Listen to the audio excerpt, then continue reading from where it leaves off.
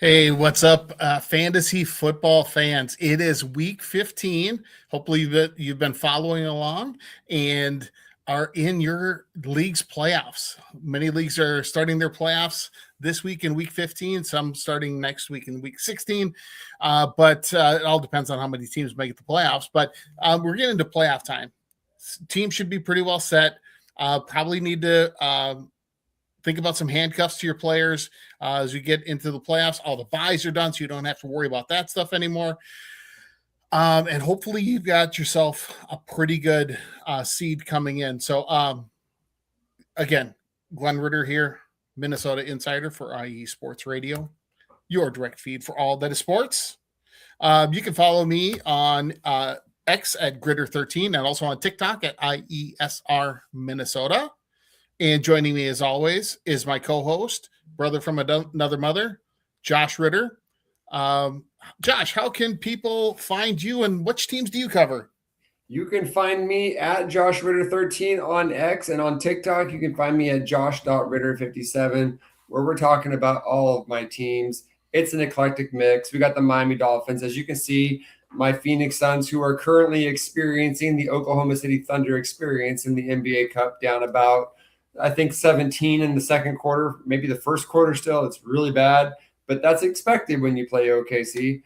And then the Florida Panthers, who play later tonight, the Oregon Ducks, and just a shout out to all of you to follow my TikTok account specifically, because I will be with my son at Autzen Stadium a week from Saturday for that Oregon Ducks playoff game against James Madison. So expect some updates there. I'm really excited about that.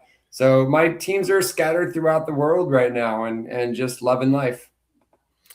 Awesome. Well, again, thanks for joining. And new to our account, we also have a End Zone Oracle account on X. So if you have any fantasy football questions throughout the week, send us a message right there. It went away. So on X, it's just at End Zone IESR. Find us there, follow us. You'll be able to follow each of us. Boy, this is my computer's acting up a little bit here. But anyway, make sure you chime in with any questions you have. Looks like we've got one comment here already. Let's take a look here. So we've got Taryn Rodriguez. Hey, thanks for tuning in. Is our Southern California insider, and he also is our volleyball expert. So he and I chat occasionally, talking about the NCAA women's volleyball tournament going on right now, which my Minnesota Gophers have moved on to the second round. So they're in the final 16 team. Pittsburgh, they're going to be playing them tomorrow night. So can't wait to watch that on, I believe it's on ESPN2. And Larry B, thanks for joining. Larry B is the man who makes it all happen here with IE Sports Radio. So, Larry, thanks so much for tuning in. And again, any questions about who to start this week, matchup questions, any of those things, want to know about injuries, we've got a lot of those things covered. We're going to talk about tonight. And any questions, just throw them into the comment. So thanks, Taryn, for the information there. I appreciate that. I didn't realize all of the banners were on timers, but I know that some of the new ones are. So thank you very much. So let's get into our that one is but before I get into the show, IE Sports Radio, follow us, YouTube, Instagram, TikTok, Facebook, X, all of those places. You can find great information. Like I talked about, Taryn, covering Southern California. He follows the Chargers, Rams, Dodgers, Padres, volleyball, everything. And we've got people all across the country that have great shows. So if you can find all of us through especially YouTube. You can see all of our previous shows on YouTube. Just go to YouTube and go to IE Sports Radio. Find, like, subscribe, and you can see all of those shows. So let's get into our review of what happened in week 14. Let's talk about some of our top performers of the week. And so here, I always like, and part of this is going to be when I make a good prediction the previous week, I'm going to, embellish a little bit and share it, share it again. Of like, hey, I got one right, because we're not always right. We like to analyze data and come up with things. I was a lot better on the players that I said stay away from than I was on the players I said, oh, these guys are really going to go off. But one guy that really did go off was Josh Allen. And he was my start of the week at quarterback. And even though the weather was awful, he's just shown that he can play in the snow. He can play in any kind of weather. It doesn't matter if he's got wide receivers that he can really depend on. He's got Will Shakur and Keon Coleman on the outside, Josh Palmer, although he's banged up too. But his tight ends, Dawson Knox and Dalton Kincaid, he's good with just feeding those guys. Mm-hmm. He did that last week, putting up 37.84 points, most points by quarterbacks this past week.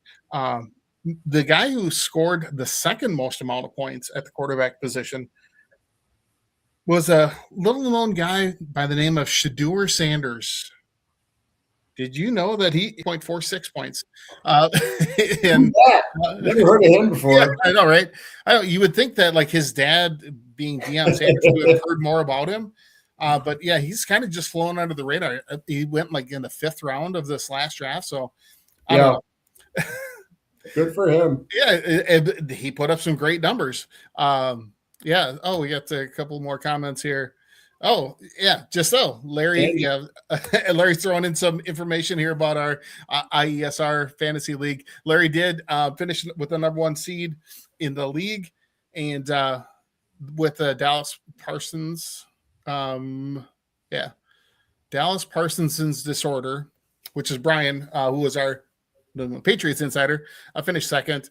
Then we had Show Me Those TDs, which is Fred, is in 3rd place, and just endure their suffering. Joey Jets is holding on to that 4th and final playoff spot right now. Bulls and Holes. So Dan, who's our Green Bay Packers insider, is sitting in 5th place.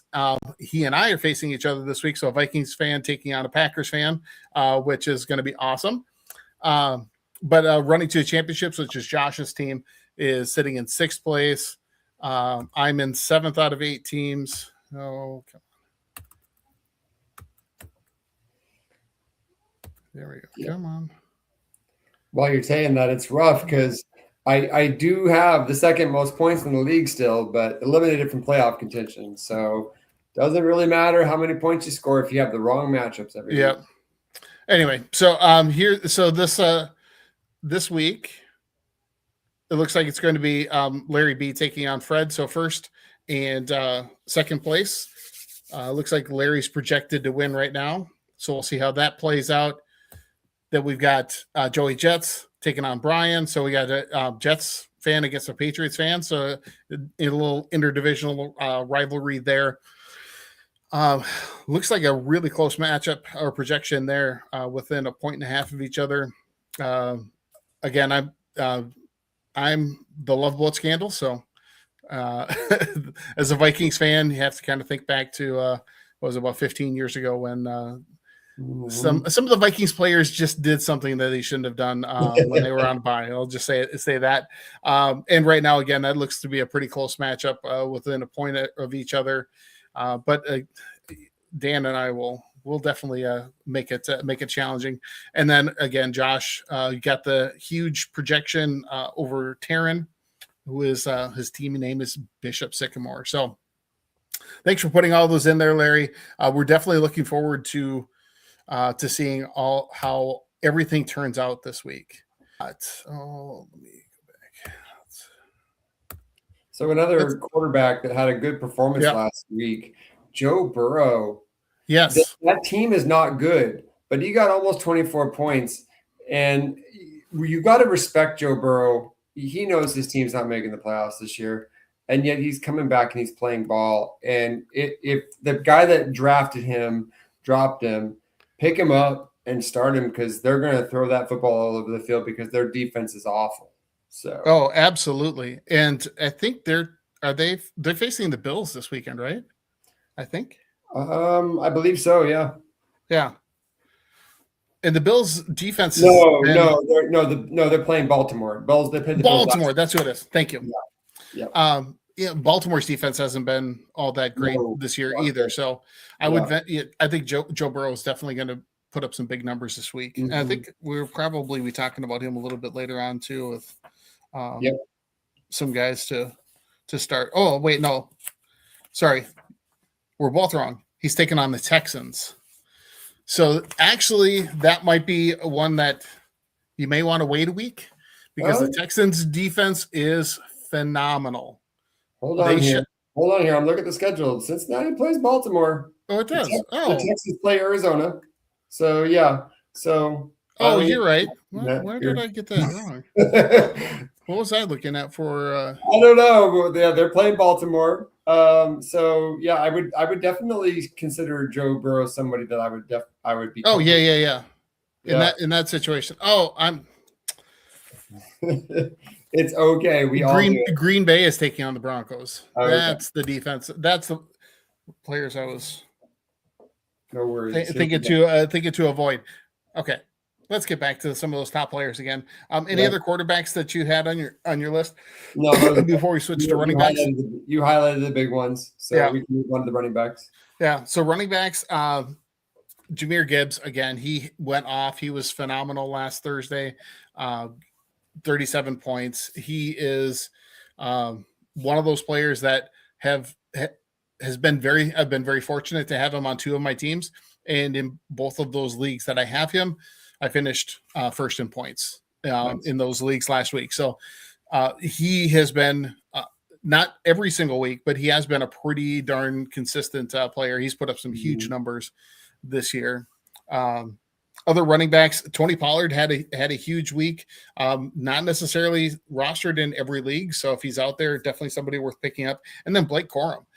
Blake Corum is turning the Rams backfield into a timeshare.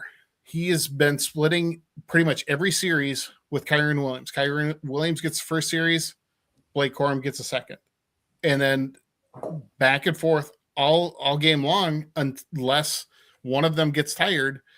And Blake Corum has a tendency of getting more of those goal line carries too. So definitely somebody worth rostering. And I think we'll be talking about that in a little bit too. Any other running backs that jumped out at you? The guy that I've been trailing a week behind on every single week throughout the season is Travis Etienne. I swear, every time I tell you that the man's not going to be the one that you want to start, yep. a good week. And every time I tell you, hey, this is the week where he's going to be really good, it's a nothing burger. And I told you all last week, Travis Etienne, you can't trust him. And here he is, 21. Yep. See, and now you're going to think, okay, well, now they're facing the Jets. How do you not start Travis Etienne?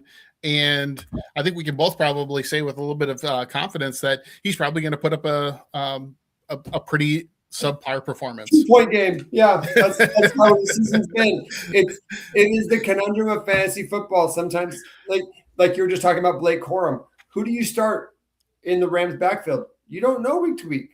Yeah. Sometimes it's just like that. You just don't know. Yep, exactly. Let's see. Going on to wide receivers, Michael Wilson has been just phenomenal for the Cardinals. And if he is available in your league, pick him up. Now, they I don't think have a great matchup this week. If I look back, they're facing the Texans. Yeah. So I wouldn't play him in against that defense because of what they've done they did to the Chiefs last week. I mean, they're shutting teams down. They have a fantastic defense. Yeah. And then Puka Nacua was the other one that I had made a note about. He just put up 35.7 points, and so he's the player that can carry you, and probably did in week 14. Any other receivers that jumped out at you? I got a kind of a proceed with caution on a guy that kind of came out of nowhere and had a really good game. Ryan Flournoy for the Dallas Cowboys had a huge game. And if that was week 2, I might be sitting here in week 3 saying someone to stash on your back of your roster, keep an eye on. Does he continue to have the target share? It really did come out of nowhere. Do not stake your playoff futures on a guy like Ryan Flournoy with off of one good performance. So while he had 26.5 points, for me that's fool's gold. You have to be really careful with that. One good game does not equal consistent production, and if you look at his production the weeks prior, it was very low. Yeah. So I wouldn't. Just a word of caution. You had a good week. If you're looking to pick somebody up, only put him in your starting lineup if you're desperate, because I just wouldn't trust it week to week. Yeah, but he could be a good handcuff to CD Lamb, because if CD I think Lamb, so. I think a lot of that took place after CD Lamb left with a concussion. Now, I think he's still limited in concussion protocol, so I'm not sure if he's going to be cleared to play by Sunday night against the Vikings. But it would be worth having him on your roster if you've got a spot, just in case he's not going to be able to play. It gives you some flexibility. Yeah, I'd still trust a lot of the second wide receivers on a lot of the other teams over the third wideout that may or may not be that second wideout for the Cowboys going forward. But you're right. If you're really limited at receiver, if you've got a couple injuries, he's definitely someone to consider. Well, and here's my thought on it. If you've got CD Lamb on your team and you want to have him in your starting lineup, but they're playing Sunday night, that means every other player, the receiver, is going to be done except for the Monday night players. You're kind of limited on who you can plug into that spot if CD Lamb is inactive. Now, if you find out that CD Lamb is cleared concussion protocol and is going to be playing, well, then he's in your lineup. But if you need that insurance, if you're unsure until the afternoon games are in progress, that's somebody that you plug in if you are in that boat. And that's why you're the Oracle, because that is an excellent point. Like you have to be careful when you're one of your main starters is a night game, because it is harder to replace. Yeah, for sure. Let's see other top performers. Harold Fannin at tight end, and Viking legend receiving threat Josh Oliver going off and scoring 2 touchdowns for the Vikings against the Washington Commanders. I didn't see it coming. Nobody did. Josh Oliver didn't see it coming. But Harold Fannin, like I said, was 25.4 points, and Josh Oliver was 16.4. So it really is 2 catches, 2 touchdowns, and 24 yards total. So, but touchdowns count. Yeah, absolutely. And one other one that I think could be sustainable and someone to look at, you could probably pick up, Mike Gesicki tends to disappear in the Cincinnati Bengals offense when Joe Burrow is not playing. But now that Joe Burrow is playing, he likes Mike Gesicki, and he had over 20 points this week. I think that's sustainable for him. So I would be okay putting him in my starting lineup this week. Yeah, he would definitely be somebody. If you're in a situation where, like for me, I've got Tyler Warren in one of my leagues, and with Daniel Jones being out and them looking at either Phillip Rivers or Riley Leonard as a starting quarterback, I don't want him in my lineup in the playoffs. So I'm starting Darren Waller, who I picked up a couple of weeks ago, and thankfully I did, because I had been just running with Tyler Warren the whole year. Yeah. So, and then when it came to defenses, the Vikings defense had 18, Seahawks had 17, and your Miami Dolphins had 16 points. So, it's definitely matchup dependent, but I wasn't expecting the Commanders to be so inept offensively this past week. It was really bad. The Commanders have a lot of issues right now. Yeah. Anyway, so those are all my top performers of the week. Any others that I missed? The only one I would just highlight is JSN had one bad week for the Seahawks. Yeah. That was clearly an anomaly. So he came in with 28 points. Someone you can be very comfortable putting in your lineup. That team is a really good team right now offensively, and pretty much week to week he's going to be the best player on their team. Absolutely, yeah. JSN, he's carried your team this year. you're going to keep him in your lineup. There's no other way around it, no matter what the matchup is. And I don't know off the top of my head who Seattle's playing, but I think they've got a pretty good matchup. Let me look here. Seattle's playing Indianapolis, which right now they're playing the Colts, right? Yeah, so which probably actually leads to an idea that maybe starting those running backs would be either Kenneth Walker or Zach Charbonnet. Yeah. Because they're going to be having the lead and they're going to be running out the clock. So those guys could take up a bit more of the offensive workload. Exactly. Yep. But going to the worst performances of the week, obviously the one in Monday night's game, Jalen Hurts ended with 0.4 points. Which is Billy? Just insane. But you throw 4 interceptions. Yeah. And oh wait, somebody said Miami's washed up. Well, we were washed up a month ago, but yeah, you're 4-1. If you want to have a Miami Dolphins podcast, I have plenty of content. We can go through that. But this is a fantasy show, so I'll leave that be. Yes. So welcome to the show, Ryan. Thanks for tuning in. Sorry, I missed your initial comment because the first one that came through just says diggers, and I'm not really sure what that meant. But nice, good to throw out a little jab in there. We like that. We like to banter a bit with our guests. So thanks for tuning in. What team are you a fan of? If you don't want to throw that into the chat, I'll get back to it. But while we talk a little bit more about some of those worst performances of the week. Oh, I better minimize that. There we go.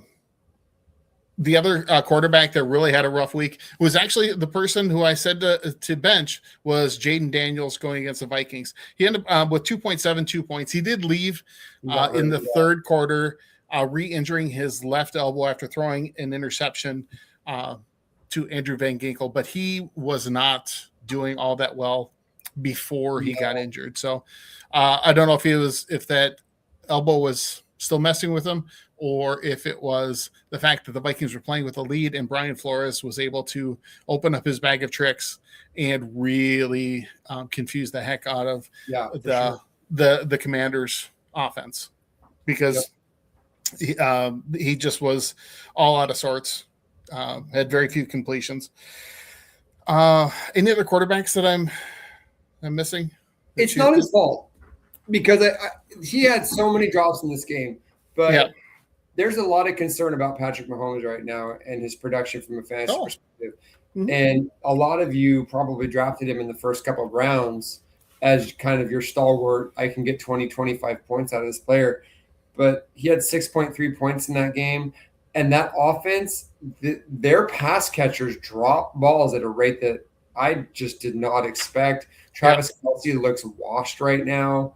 He doesn't really have any support from his team. He just looks frustrated. And that team, 6-7, and really kind of languishing right now, not looking good. Yeah, I agree there. Rashee Rice, he had some pretty monumental drops in that game. And I don't know if was one of them after the play where he got just leveled. He's trying to catch the ball and he just got laid out. I don't remember when that took place during the game, but I've seen the video since, and it was a rough it was a rough hit. He obviously didn't catch the ball, but it was just so perfectly timed. And then, but at the end of the game, it was the fourth down play. Again, pass right to him across the middle, would have been a first down, and just dropped it. Yeah, and Travis Kelce had that one too that turned into an interception. That's what I was going to say. Is Travis Kelce had a stretch there where 2 or 3 balls that he dropped resulted in game-changing plays, and you just can't do that for your quarterback. And Mahomes is starting to get to that point where you can just tell he doesn't trust his receivers, and when you don't trust your receivers, mistakes happen. Yep. Yeah, that Chiefs offense is really sputtering like we haven't seen since in the last 5 years. Yep. So on to running backs. Some guys that, again, I think had pretty rough weeks. Kenneth Walker, Brees Hall, both scoring less than 5 points. Ashton Genty, who, again, is somebody that I had on my sit list last week, and he scored 5.8 points for the Raiders going against the Broncos. So, there's a number of those running backs. And the funny thing is nobody on the show knows this, but I actually messaged Josh on Sunday morning because in one of my leagues, it's a league where you only get points essentially for touchdowns. And I had a decision to make for my last starting offensive spot between Chase Brown, Zach Charbonnet, and Brees Hall. Yep. And I was kind of leaning towards Brees Hall, and Josh was like, no, you got to go Chase Brown. And first quarter touchdown. First quarter touchdown, second quarter touchdown. No yards. Yeah, didn't get a whole lot of yards. But again, it didn't matter. Yeah. So again, Josh, thank you so much for your help with that. I always every time that I have a question, especially with that league, I go to Josh every Sunday morning. So you can do the same thing with us. Just send messages and go to our X account, send us a message, post something, tag us. We'll respond. Yep. Let's see. Some of the other players that had some down weeks. George Pickens, watching him just not really put in the effort. Weird, huh? Yeah. I mean, it's not like the Pittsburgh Steelers fans ever said anything like that. No. Yeah. He's had a good year for the Cowboys. He has, but boy, leopard can't change its stripes though, or change its spots. Yeah. I think they have spots, not stripes. Anyway, let's see. Oh, I did. Justin, we'll get to Justin Jefferson. Oh yeah. Brian, don't worry. We're gonna get to this. He is on my list. He is somebody that I had as a bench last week. So when we get to the receivers, George Pickens, Romeo Doubs, 0 catches. Again, the Green Bay offense.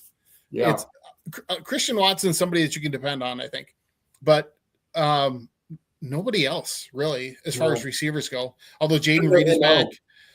You just don't know. That's who they've always been. A combination of Ladd McConkey and Quentin Johnson combined to score 5 points. Yeah. For the Chargers, awful. And then Justin Jefferson, 3.1 points, who was somebody that I had as a sit last week on my list of players. So he definitely is somebody that was on our worst performer, projected to be a worst performer. We'll see if we think about that, how we think about that for next week.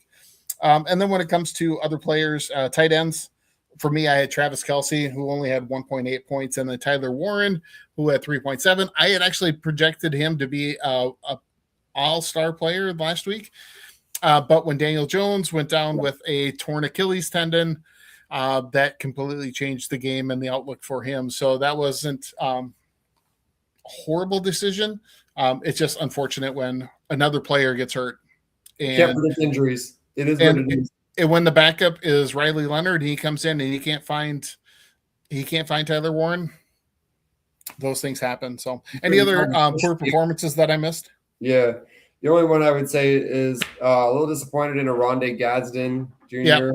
Just didn't really perform at all, and the Chargers offense is a little bit like the Green Bay offense. Like week to week, it's a different guy every week. It's not really predictable. Yeah, so it's been a little hard to be a fantasy owner of a Charger because you just don't know week to week. Yeah, that's very true. And even like Omarion Hampton, like I thought was going to be kind of their bell cow running back, has been splitting time after he came back last week with Kamani Vidal.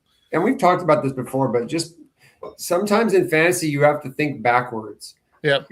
Good teams are harder in fantasy than bad teams. a lot of times you can pick one or two good players on a bad team and they're going to get performances because that's all they have. But Right. a team that has a lot of weapons and wins a lot of games and is up a lot early, harder from a fantasy perspective because sometimes you just don't know week to week. Like you may have a team that gets up 20 points and then their starters don't do a lot the rest of the game, or they can beat you 5 different ways. And so that guy doesn't do so well. This, like the Rams, you don't know week to week what they're going to do. So they have so many weapons. And so those good teams from a mental, like football perspective are fun to watch, but from a fantasy perspective can be very frustrating.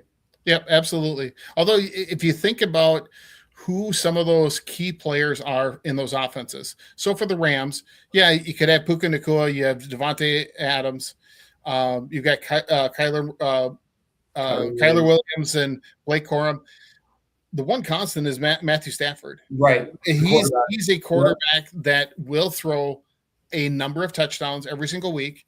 Yep. He's going to make that happen. I say Christian McCaffrey in the 49ers offense. He catches passes out of the backfield. They build their offense around him. So even though they're a successful team and they have a good record, he is always going to be putting up points in that kind of an offense. But it's hard to count on George Kittle sometimes. Brock Purdy. Obviously. Brandon Ayuk is out the door. That's a different story altogether. But Ricky Pearsall, you don't know who of the receivers are going to get those catches exactly in San Francisco. But anyway, yes, that's a great point about being able to have players from those big time offenses or big time teams. All right, let's talk about some of the injuries from the past week. There's obviously a number that got to talk about that are going to impact a number of players. Obviously, Daniel Jones getting hurt in Indianapolis, that's going to impact Michael Pittman Jr., Tyler Warren, Alec Pierce, maybe Jonathan Taylor too, right? Yeah. I do have him listed as well. Like they're going to have to rely on him to run the ball more, but is the defense going to know that and be able to stack the box and be able to really shut him down? Running the ball. So that's the other part of when you've got a team that it has to rely on one player, especially a running back.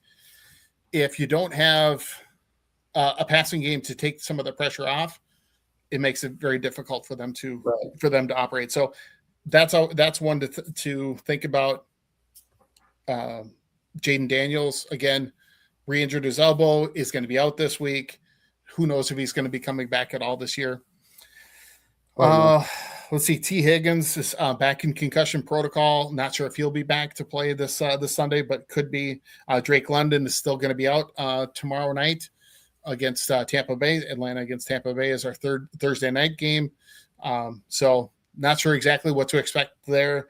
Rome Odunze found out that he's been dealing with a stress fracture in his foot the past couple of weeks, which explains why he started out the season really, really good and has done nothing for the last month and a half. So I think he's been dealing with this for a while and is somebody that I would stash on your bench and potentially even look to replace. At this point, why? As a receiver, a foot injury is death. Because if you can't cut hard on that foot, the DBs know it, and you're rounding your routes out, and you don't have any speed. You're not going to get open. That's the problem. Yeah. CeeDee Lamb obviously left the game with a concussion, hitting his head on the turf in the end zone. So I think he's probably going to be playing against the Vikings. I think they listed him as limited in practice today.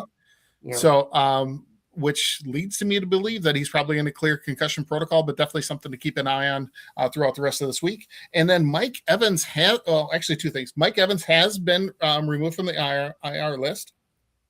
So he is probably going to be playing tomorrow night, which should change up how the Buccaneers operate. Having Mike Evans back and Jalen McMillan are both going to be returning tomorrow. I think Chris Godwin is, I'm not sure about him, but Emeka Egbuka I think it's going to benefit Emeka Egbuka having all of these other wide receivers back. and freeing him up a little bit more to perform the way he did at the beginning of the season. And it's clear that without Mike Evans, that offense has been taking a regression. So, how IR works, a lot of teams just dump a guy when they're on IR. They think they're not going to play anymore. You might be able to pick Mike Evans up off of Yep. the wire. And if you can, I would do it, because as soon as he's activated, I have a feeling that Baker is going to go right back to him. Yep. Yeah, actually, I did pick him up in the league I have with my touchdown heavy league. So I have him and Emeka Egbuka. So I got to try and decide which one to put in the lineup.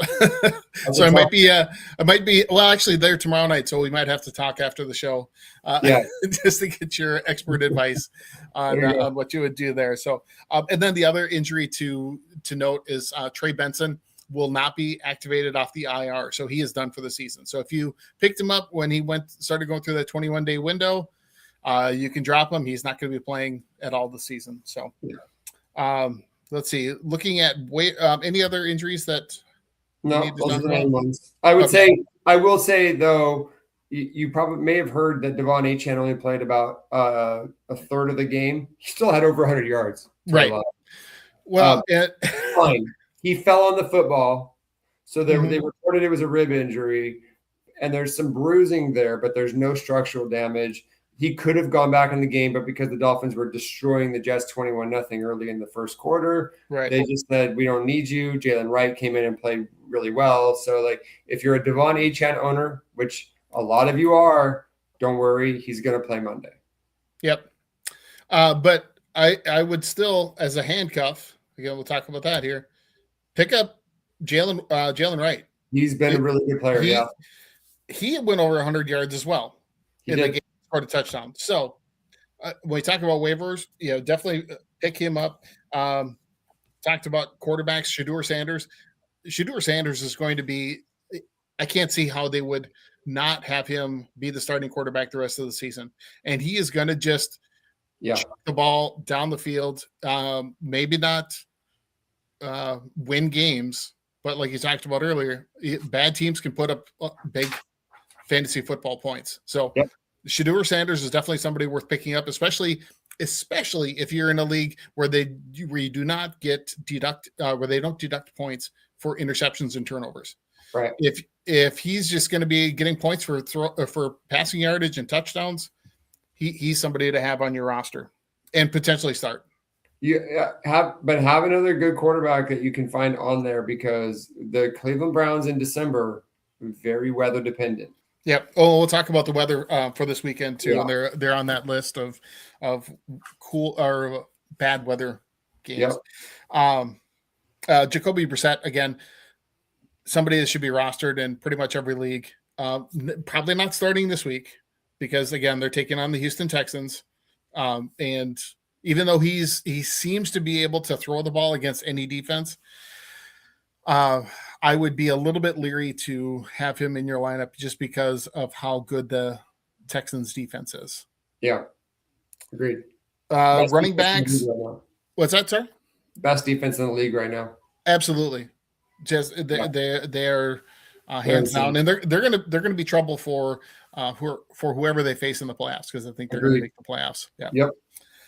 When it comes to running backs to pick up, again, Blake Corum, Chris Rodriguez in Washington, he is seeming to be their early down and goal line back. Ja'Cory Krosky-Merritt didn't enter the game until the third quarter against the Vikings. Jeremy McNichols is strictly a third down receiving back. Christian Rodriguez is going to get the bulk of the carries in Washington. And with Marcus Mariota under center this week, I think they're going to be trying to rely on him as much as possible. So definitely somebody worth picking up. And actually, I think he's a low-end flex RB2 type player, again, depending on your roster.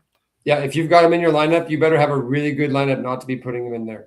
Yeah, exactly. Devin Singletary has, again, great matchup this week. He seems to have replaced, at least according to, looking at the last game that the Giants played, because they were off last week, he's surpassed Tyrone Tracy. I think in the number of carries that he's going to be getting. There's still a little bit of a timeshare, but but I think Devin Singletary is going to be good, and they're playing Washington. So it's Giants against Washington should be a fairly high-scoring game. You can start pretty much anybody from either one of those teams to put up some points. So it could be a 41-38 game, and you want to be part of that if you can. And then the other one, and then Jalen Wright, who we already talked about.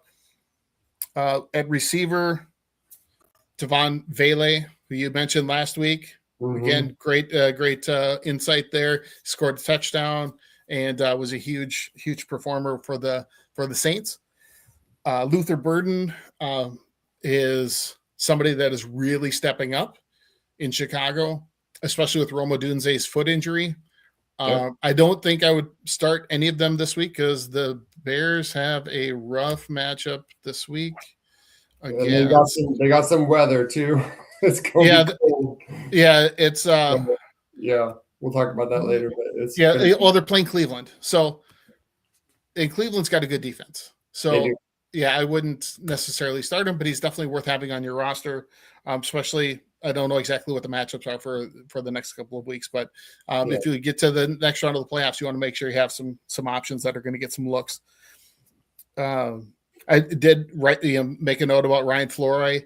I think that's how. Well, Flory, Flournoy. I think it's how. Flournoy is my best guess. If I pronounce every single letter in his name, it comes out as Well, actually, it's Flournoy. But who knows? Anyway, but again, if he's somebody that you could potentially lock in if CD Lamb is inactive for that game Sunday night against the Vikings. Jaden Reed is back. Pat Bryant has really passed up Troy Franklin in Denver, and I know we've talked about how good Troy Franklin was. But Troy Franklin has really slid down the pecking order of receiving options there in Denver. So definitely somebody to maybe steer away from and go to Pat Bryant potentially if you have a little faith in that Denver offense if they've got a good matchup. And then a tight end, Harold Fannin and Darren Waller are the guys that you should be picking up and looking at a pickup. Excuse me. If you have a situation with Tyler Warren or somebody like that who's maybe banged up.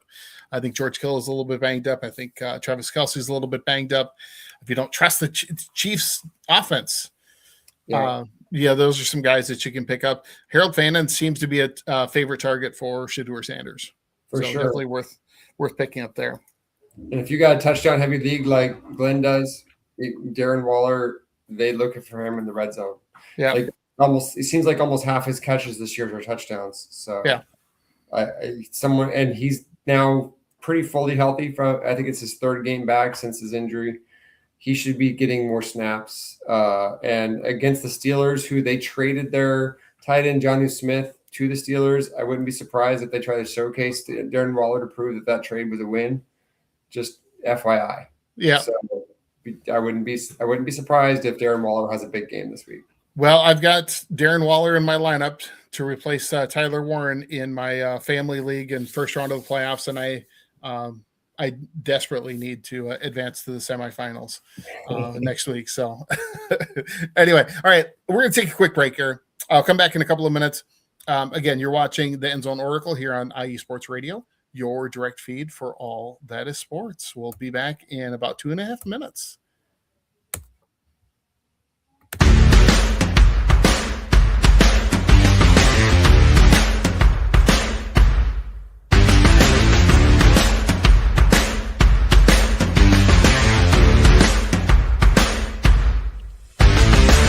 IE Sports Radio fans, this show is brought to you by Planet Jerky Premium Brisket Beef Jerky. Planet Jerky is the official jerky of the 2022 California League champion Lake Elsinore Storm, single-A affiliate of the San Diego Padres. This all-brisket jerky has gluten-free options, contains no MSG, no sodium nitrate, is low in sugar, and high in protein.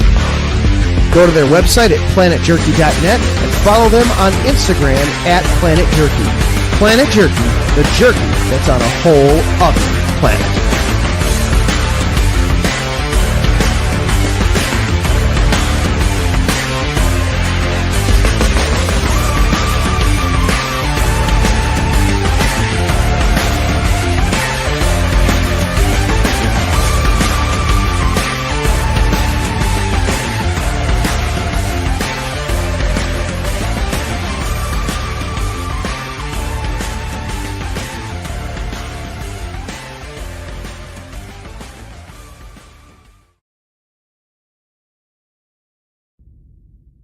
Rise and shine.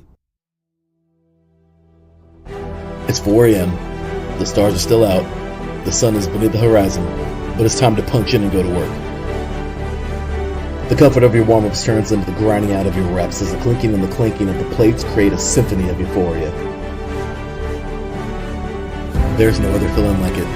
Earn it, burn it, and take what's yours. IE Sports Radio has proudly partnered with Vital Apparel, a brand that not only fits great, but also promotes and donates to mental health research. Use our code IESR to get 15% off their comfortable and inspiring gym wear and help them on their amazing journey to support mental health. Go hard, take part in your iron therapy, and be strong. Because when your mental health is as strong as you are, there's no telling how far you'll go.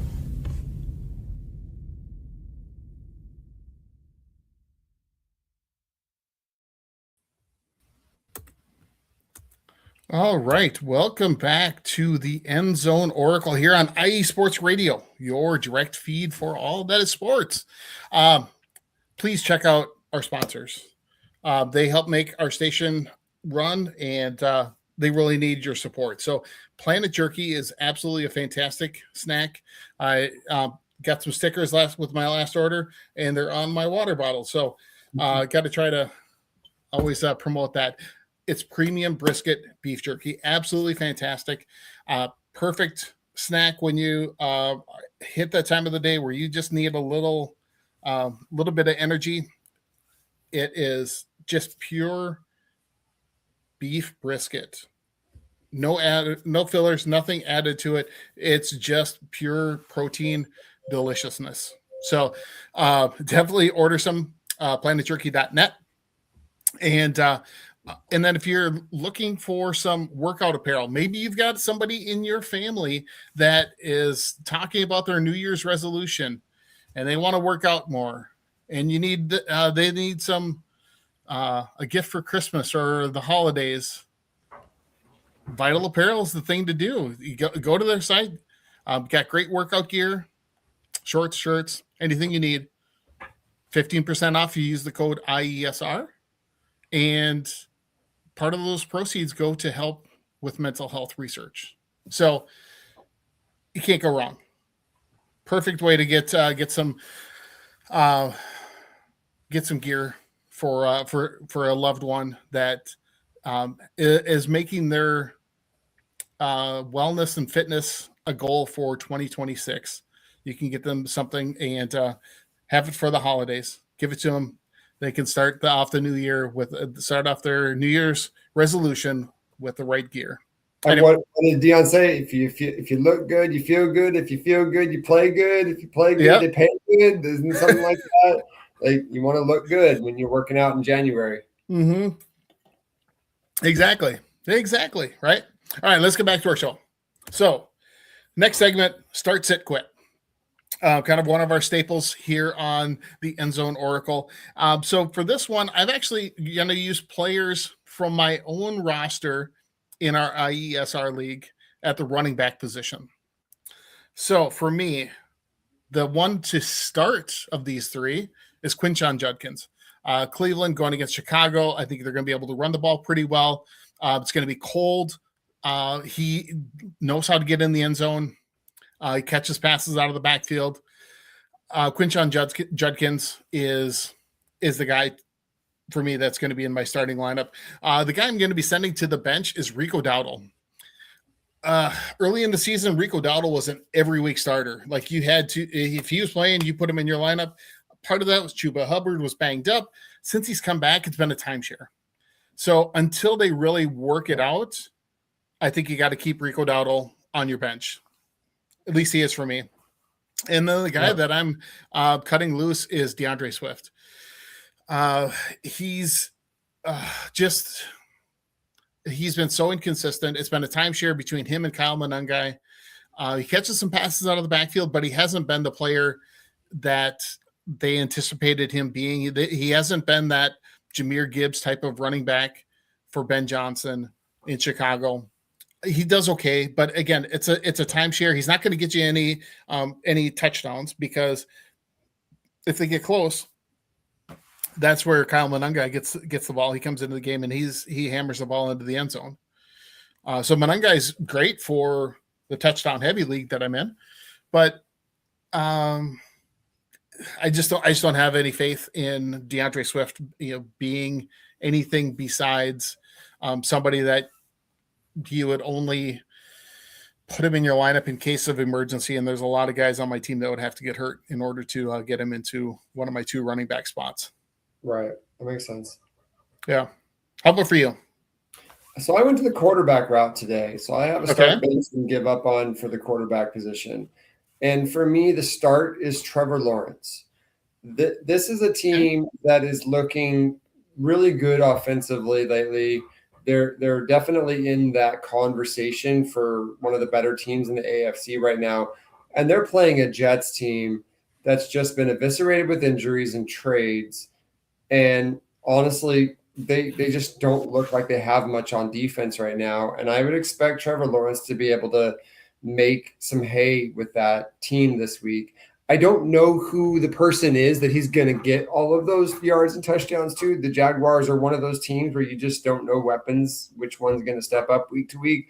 But I can, to Glenn's point earlier in the show, when you have a lot of weapons, the one constant you do have is the quarterback. And I think that the Jets are going to give up 28 to 30 points just writ large. They're just going to do it. It's their baseline every week. They're just not a very good defensive team right now. And Trevor Lawrence is going to benefit from that. My bench, and I kind of hinted at this earlier, Patrick Mahomes. Mm-hmm. You can't trust him right now. That team just looks completely discombobulated.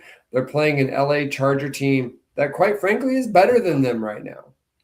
And I wouldn't trust it. It doesn't mean that Patrick Mahomes can't have a Patrick Mahomes performance, because of course he's going to have 1 or 2 more of those this year. But are you going to stake your playoffs on it right now with those weapons and what they're not doing for him? I wouldn't do it. So I'd be comfortable benching him for even like a Justin Herbert or a Trevor Lawrence or one of those types of quarterbacks. That's kind of those you would have thought you wouldn't have drafted him over them, but they're playing better than he is right now.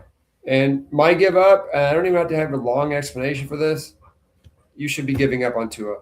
He's awful. He's not worth he hasn't thrown for 200 yards in I think 4 or 5 straight games. The running game in Miami is phenomenal right now. And the staff in Miami has figured that out. And they are running the ball down the throats of the defense every single week. They are expecting Tua to manage the game. He's not throwing the football down the field. You're not going to get good stats from him. He's one of the leaders in the NFL in interceptions. So you can't trust him not to throw a stupid ball or 2 to get an interception. I would not. There's probably 2 or 3 quarterbacks, maybe Riley Leonard, that you would pick. That's about it. There's somebody on the waiver wire, I promise you, that's going to give you a higher floor than Tua Tagovailoa. Do not start him under any circumstances in a playoff game, because you're just asking for trouble. Yeah, very good point. And going back to Mahomes, I don't know that it's been a long time. It's been a few years since Mahomes has been a 350, 3 or 4 touchdown kind of player anyway. And so when he's at the 225, 250 yard range and 1 to 2 touchdowns, that's not a high level quarterback. That's not a top 5 or 6 quarterback in the draft. So, going into these years, especially the way that they looked last year, I didn't have a whole lot of faith in Patrick Mahomes. He would have probably been number 8 on my draft board when it came to quarterbacks, because of the team is way more focused on defense and running the ball or they were last year anyway. They didn't really have a good offensive line. They were without Rashee Rice for a number of weeks. Xavier Worthy is taking a step back. Travis Kelce's another year older. He just doesn't have those weapons to be a superstar quarterback where he's going to be putting up 350, 400 yards in a game. It takes me back to about 15 years ago, and we're talking about Phillip Rivers now, right? Yeah. As a 44-year-old quarterback coming back to the Colts, which is insane.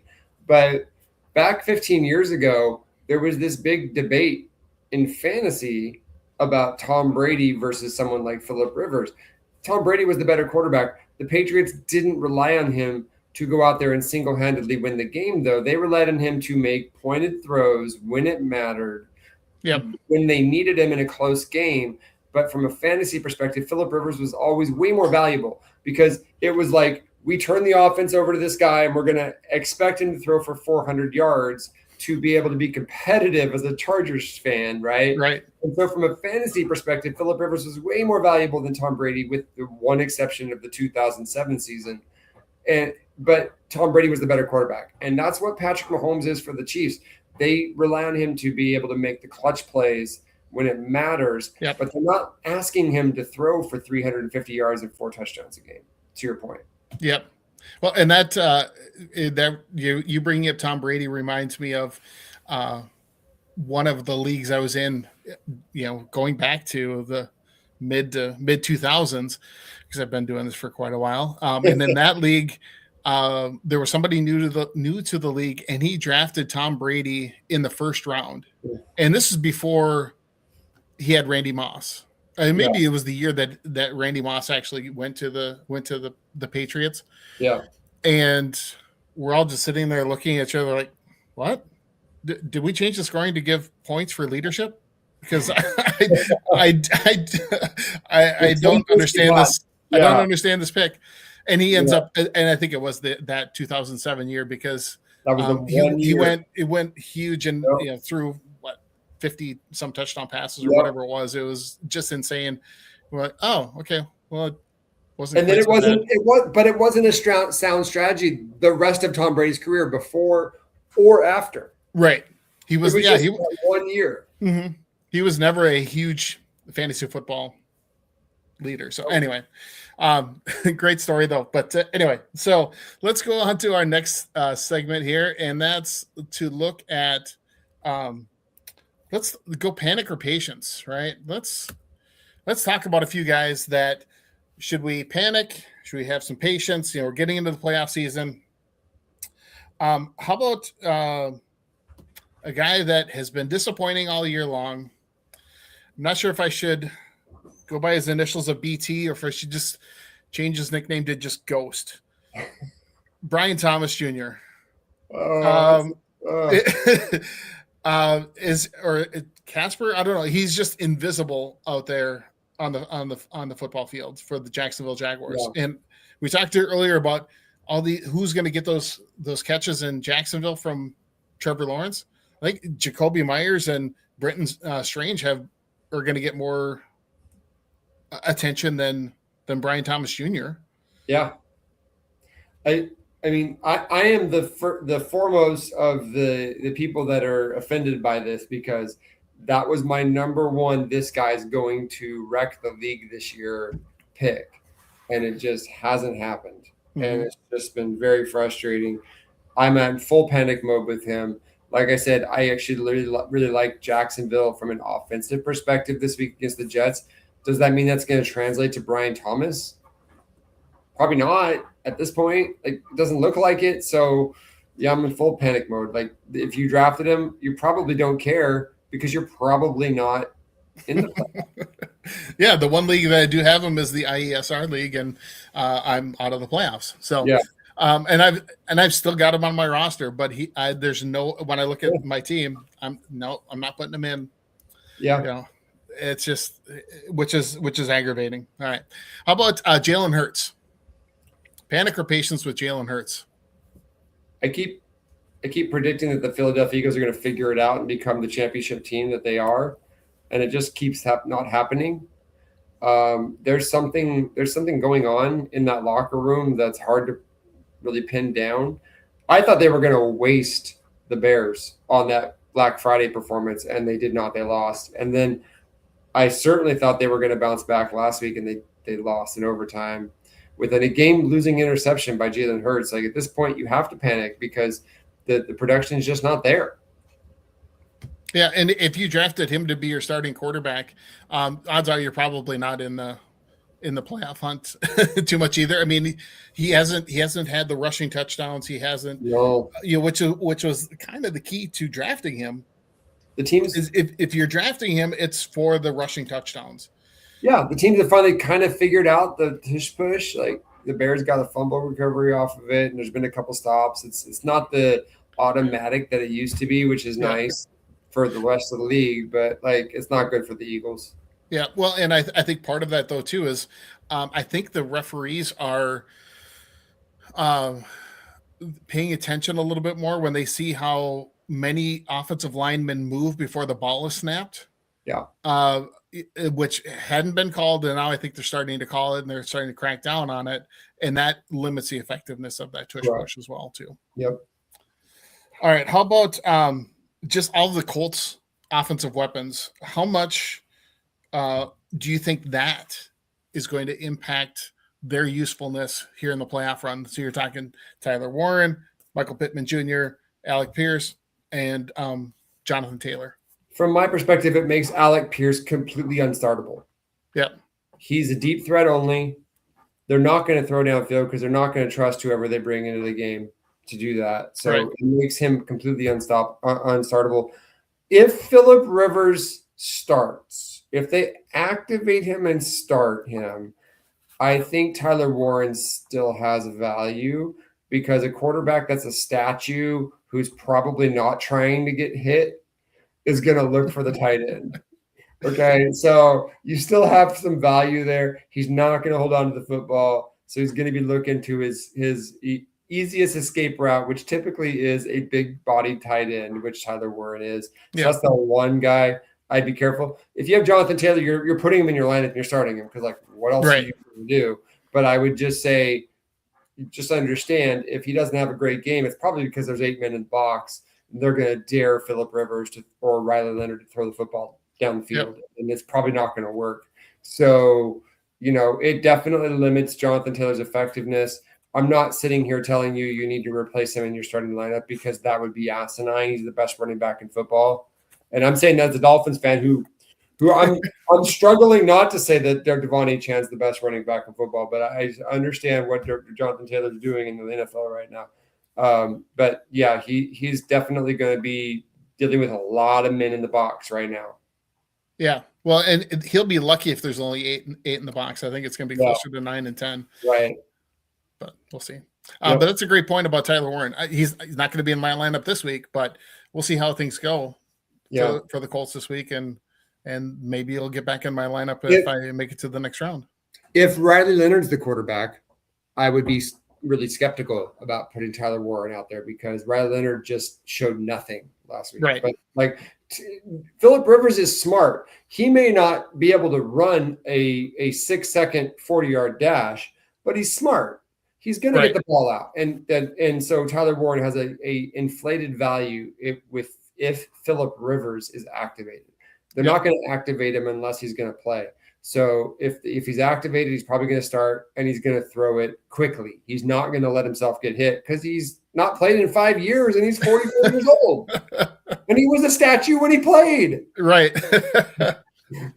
Do you know the last time, if you heard the stat today, the last time a quarterback came back to play after being away from the game for 5 years and was also 44 years old? I can't imagine. Steve DeBerg. Does that name ring a bell to you at all? Oh, yeah. He used to be a Dolphin and he was Chief, and he backed up Marino for a minute. Yeah, no, I know Steve DeBerg very well. Yeah, Yeah. he was in San Francisco first before Joe Montana. He was in Denver before John Elway. He was in Miami before Marino, or with Marino, With Marino, yes. and with the Chiefs for a number of years. Retired, came back in 1998 with the Atlanta Falcons. That's right. I do. They went to the Super Bowl that year, didn't they? They did win the Super Bowl that year, and They they didn't had win it, him but they went to it. Because the quarterback that they had that season was often injured.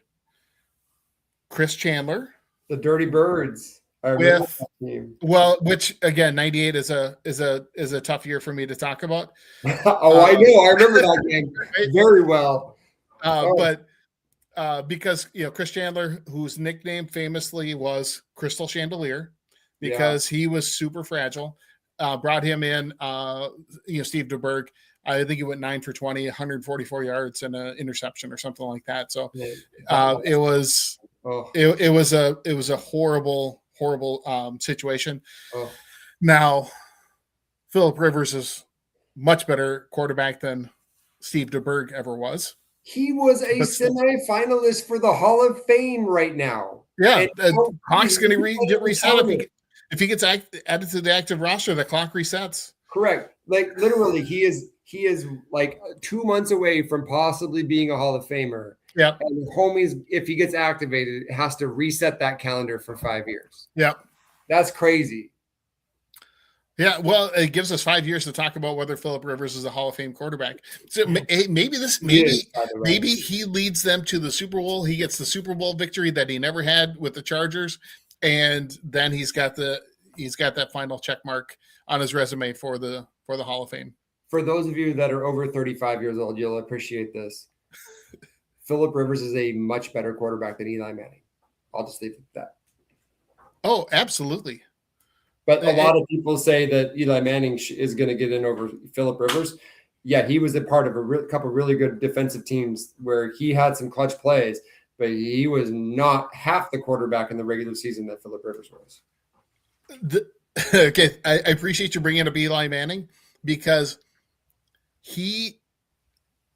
if I remember correctly, there was a stretch where the Vikings played the Giants every single year for like 3 or 4 years in a row.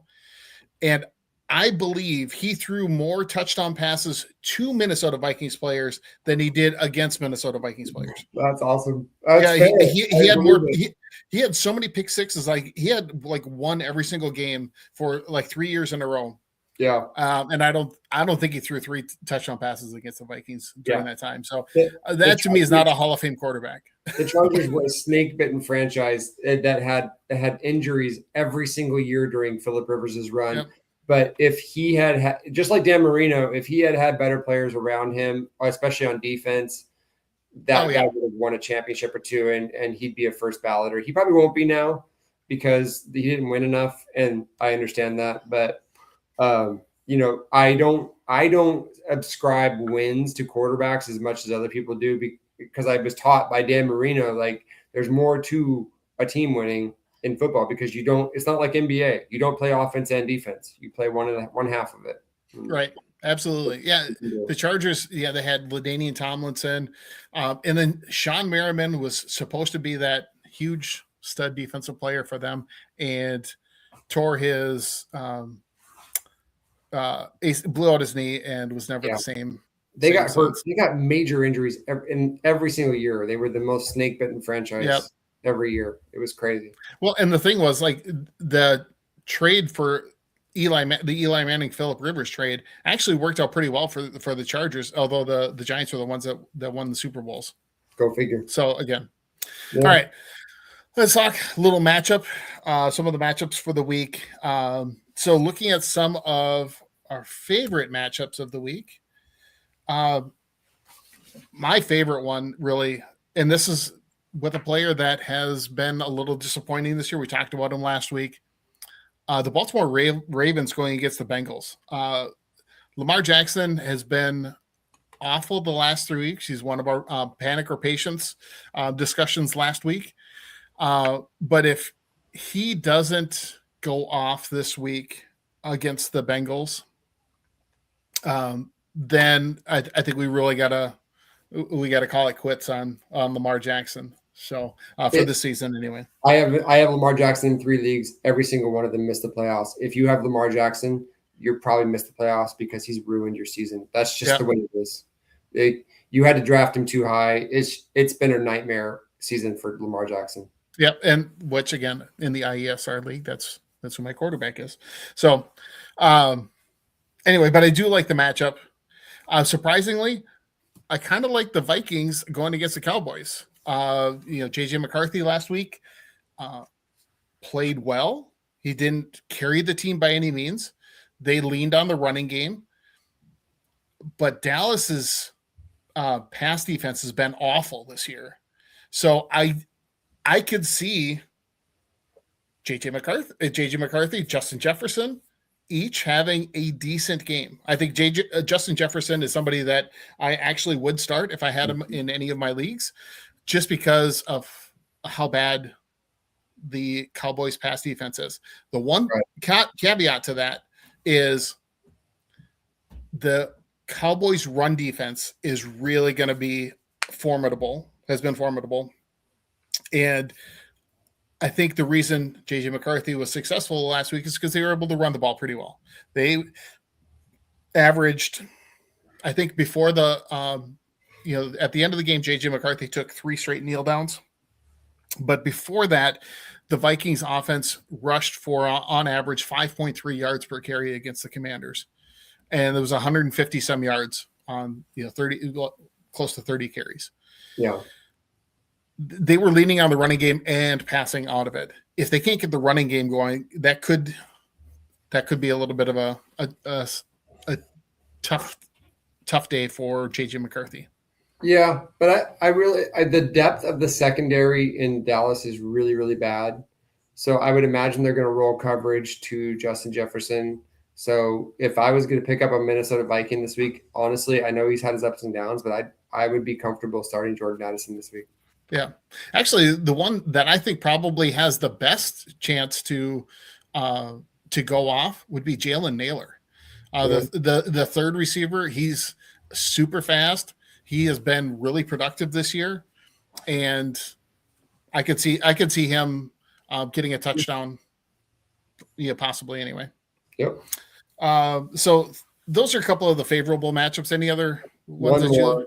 Yeah. He's not anybody that you're not going to start anyway. We've talked about him already, but the Steelers run. I listened to a podcast of a Steelers podcaster, and he was talking about how poor their run defense has been lately. And I'm telling you, Devon Achane played a quarter and a half last week and had 120 yards of total offense. This kid is on a different level right now. I know he had a rib injury, but assuming he plays, you plug him in the lineup and you're going to get points. He's one of my favorite matchups of the week just because the Steelers' run defense is not good. It's going to be cold. We're going to talk about that in a minute. It's not going to be pretty there. And the running game is where it's at. And that particular insider who is a beat writer for the team said that team cannot stop a run right now. And this is not the team. The Dolphins are not the team. I know this is shocking to everybody because the Dolphins don't have exactly the reputation. But as someone who watches every snap of this team, this is one of the best rushing offenses in the NFL right now. And this is not the team the Steelers want to be playing right now. And I think they're going to have a big rushing game. If Devon Achane somehow doesn't play, which is not supposed to happen, to Glen's point, plug Jalen Wright in that game. He's running just as hard. He's not as dynamic, but he's running just as hard. He'll get you a floor of 9 to 12 points that you wouldn't expect from a backup running back. So either way, that Steelers run defense not very good, and the conditions are going to dictate that the running game is everything. That's a good point. And as a reminder, they are playing on Monday night. So you're definitely going to want to have Jalen Wright on your roster before the Sunday games are kick off because you need to have a roster spot to put him on your team. Yep. All right. So how about let's go to our streaming defenses. So we got a few defenses that have some great matchups. My favorite one for this week is the Eagles going against the Raiders. I don't know if Jalen Carter's going to be back, but I feel like the Raiders offense is awful. They're going with Kenny Pickett as their starting quarterback, I think, since replacing Geno Smith. There's no reason why they can't get at least 2 or 3 turnovers and 4 to 5 sacks. So, and I just don't see the Raiders scoring a bunch this weekend. I love Seattle against Indianapolis. Like, yeah, if Bradley Leonard is the quarterback, you're gonna probably get 2 or 3 picks. If it's Phillip Rivers, you're probably gonna get 6 or 7 sacks and very little production on offense because the man hasn't played football in 5 years. And Seattle has a penchant for scoring touchdowns, not just on defense, but in the kick return game as well. They've been very good at getting touchdowns off of defensive performance. So Seattle, like, you probably can't pick them up because anybody that has them on their team is probably stupid for dropping them. But if you got Seattle, that is a winning defense right now for you. Absolutely. Yeah. Yeah, those are great. And then obviously the other ones that we always talk about is whoever's playing the Browns, whoever's playing the Jets, whoever's playing the Titans. So this week that's the Bears, Jacksonville, and the Niners going against the Titans. So those are all streaming defenses you could potentially pick up and go to. The Titans have been playing a little bit better. And the Niners, that's true. I got to give you that. They have been playing. Yeah. They did play better last week against Cleveland, which they put up some numbers. Cam's starting to figure it out a little bit. So Cam Ward is starting to get some things going. Tony Pollard, the running game is starting to click there too. So maybe not quite so much with the Bears defense is probably Let's scratch that one then. They play the Niners, so the Niners are still have a good defense. So sorry, I was looking at like you can still start them with confidence, but I would pick if you can pick a streaming defense, I'd pick the Bears, I'd pick the Jacksonville Jaguars, I'd pick the Eagles or against the Raiders. Like there's a lot of other picks. That might be one I stay away from because maybe the Titans just do stupid things to get points because their season's over. You know, like you get that fake punt or whatever it is, and it ends up ruining your fantasy day. So yeah, I might stay away from them and just go with somebody else. Yeah. Okay, so let's finish up our show. We got let's go to our start sets for the week. I'll run through all mine real quick. Can banter a little bit about them, but for me, starts at quarterback, Lamar Jackson and Jackson Dart. I think both of them have great matchups. Definitely worth starting if you've got them. As far as sits, I have Caleb Williams is the one to sit there. I kind of think Jordan Love as well. Going against, I think they're going against a Denver. Yeah, and Denver's defense has been pretty good in Denver. So, and Jordan Love he's just so hit and miss. Very inconsistent there. Very. Yep. Running backs, I like Travion Henderson this week going against the Bills. They've been good. Again, somebody to sit. Josh Jacobs. Again, I think Denver's defense has been really pretty good this year. Really shutting down a lot of players. As far as receivers, I've got Justin Jefferson as a start against the Cowboys. There you go. I wrote it down. It's it's here. As far as a player to sit, Xavier Worthy with the Chiefs. I going against they're just the Chiefs that we've talked about are just kind of a mess. As far as a start this week at tight end, George Kittle going against Tennessee. I think their defense is pretty suspect, and Tyler Warren is my sit of the week at tight end. That's fair. Those are all good picks. I love the George Kittle matchup against Tennessee. Like their offense is playing a little better, but their defense is still really bad. And George Kittle's kind of due for a big performance. And Harold Fannin had 25 points against Tennessee last week. So you think Exactly. that, Yep. I would imagine Brock Purdy is going to, I picked up Brock Purdy in one of my leagues to start at quarterback Yeah. over Jacoby Brissett. Gotcha. Nope. Any that's others all. that, how about, who No, is your start of no, the week? My start of the week is a deep dive, okay? Because the Okay. team he's playing is very good, but I like where I saw what he did last week. I think it's going to translate this week. And I have a feeling, okay, so this is a Bills-Patriots matchup, right? And I have a feeling Buffalo is going to do a belt-to-ass kind of performance against the Patriots this week. I think the Patriots have been feeling themselves. They're coming off a bye. Everyone's telling them they're the best team in the AFC East, and it's all good. And I think the Bills are going to come in there. They're still the more talented team. And I really like Josh Allen throwing to Dalton Knox. Yep. I think Dalton Knox, even though the Patriots have a good defense, I think Dalton Knox might be the best tight end in football this week coming up. I think they're going to really lean on that. That team, he does really well throwing to the tight ends. And I think the Bills are going to come out and make a statement in this game. And I think the Patriots are a little over their skis at the record they've had. They've had a very easy schedule, and they've already beaten the Bills once. And the Bills are going to come out swinging, and I think Dalton Knox is going to be the person that kind of lays the hammer down. Yeah. I agree with you there. I think the Bills are going to really step up this week. And then looking at the weather, because I do want to chat a little bit about that, because obviously we're here into December. Mm-hmm. So we talked a little bit about this. Browns and Bears, they're talking about -20 wind chill temperatures during that game. I think that's going to be really hard on the offenses, and so it's going to be. I think it's going to be a fairly low-scoring game. Dolphins and Steelers again. I think the weather's going to play a factor there in Pittsburgh with temperatures in the low 20s with some chance for some snow. A lot of running the ball there. Bills Patriots. Maybe 30 degrees temperature-wise and snow, and we all saw how well Josh Allen plays in the snow last week, and I don't know if Drake May can play in the snow as well as Josh North Allen Carolina. can. So this is, we'll see. He gets thrown in there. We'll see.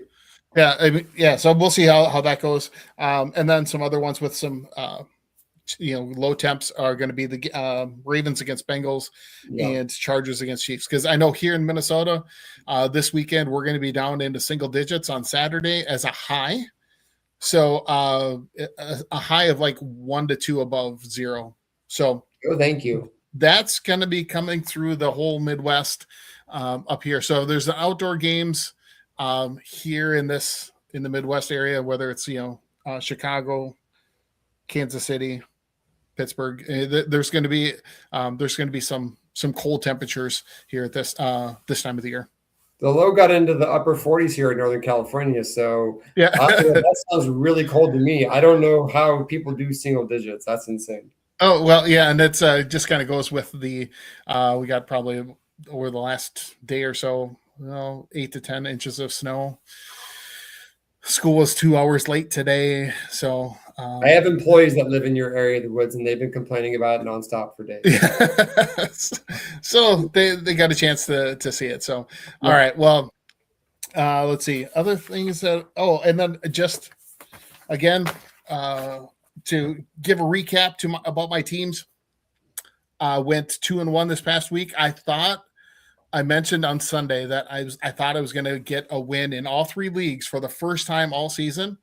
And of course I made the mistake of saying that out loud to everybody in our group with IESR. And the reason was because I had about a 15-point lead going into Monday night, and I still had Omari in Hampton. He had Saquon Barkley, who had been doing nothing all season. He had Devontae Smith, and then the Chargers defense. I ended up losing by 5. And it was at the end of regulation. I was down by 1. The Chargers get the ball. Hampton runs off it, breaks off an 18-yard run, and then another couple of yards. I take the lead. They kick a field goal. Perfect. Awesome. Okay. And then the Eagles move all the way down the field. Big runs by Barkley and a big catch by Devontae Smith. And they cap it off with an interception by the Chargers defense. Sent me into the losers column. So I dropped from third place in the league to fourth place. Either way, I would have been playing this week, but it was a little unfortunate. But anyway, the other two leagues, highest points in the league. So there you go. I'm things are looking up in those two. Well, not so much. One's the IESR league, and I'm sitting on the outside looking in. But at least I get to try and take out Dan and keep him out of the playoffs, because right now he's in the 5th spot, and he needs to beat me to move into to replace Joey Jets. There you go. All right. So that's what I'm shooting for. I have 8 leagues. I am in the playoffs in 1 league. It has not been a good year, and in fact, my only child, my firstborn and only born son, eliminated me from the playoffs in the league that I've been in since he was a baby. I've been in this league, and I brought him into the league a few years ago, and he eliminated me from that league's playoffs. So it has not been my favorite year ever. I made big bets on guys like Lamar Jackson and Brian Thomas, and it's just not worked out for me. But I do have, in my wife's league, I do have the number 1 seed. We're in the semifinals. There you go. Week, so it'll just be like I need to win that league, not only for my redemption, but for my wife's sake. So hopefully we can make that happen. Awesome. All right. Well, and actually in my family league, my son's got the number 1 seed. There you go. Yeah, he had the best record, most points, and so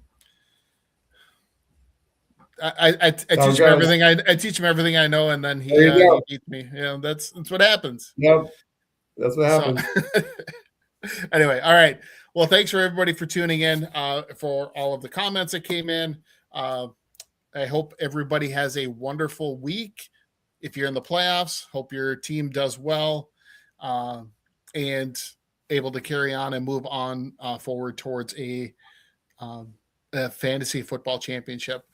Again, I'm Glen Ritter. You can I'm going to throw our information on again. So again, you can find me on X at Ritter13 and IESR Minnesota on TikTok. And for Josh, you can find him at Josh Ritter 13 on X and Josh.Ritter57 on TikTok. And for both of us, go on to X at Endzone IESR, and you can ask us questions. And for the station, follow us on X, Instagram, Facebook, TikTok, YouTube at IE Sports Radio. Find our shows, find previous shows, like and subscribe. It helps the station keep running. So please check that out. And again, thanks so much for tuning in, Josh. Thanks for being here. Do you want to hang out a little bit after the show and just chat through that question I had? All right. Thanks everybody for tuning in. You're watching. We'll be back next week. Endzone Oracle here on IE Sports Radio, your direct feed for all that is sports.